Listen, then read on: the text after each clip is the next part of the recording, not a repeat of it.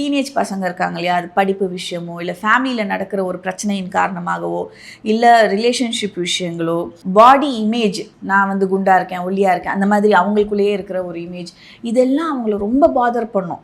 அப்போ ரொம்ப கஷ்டப்படுவாங்க. பேச தெரியாது, அப்பா அம்மா கிட்ட அந்த கனெக்ட் இருக்காது, ஃப்ரெண்ட்ஸ் கிட்ட பாய்ஸ் யூஸ்வலாக இந்த மாதிரி பேச மாட்டாங்க, கேர்ள்ஸாவது கொஞ்சம் ஓப்பன் பண்ணுவாங்க, பாய்ஸ் பேச மாட்டாங்க. அப்போ எங்கே சொல்லுவாங்க, அப்போ அவங்களுக்குள்ளேயே சப்ரெஸ் பண்ணி அங்கே ஆரம்பிக்கிறது. அவங்க வந்து எவ்வளோ வயசானாலும் சப்ரெஷன்லேயே வச்சுருக்குது.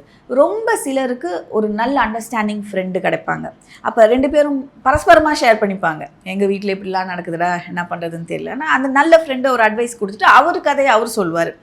அது கொஞ்சம் ரேர் ஆகிடுச்சு இன்றைக்கி காலகட்டத்தில்.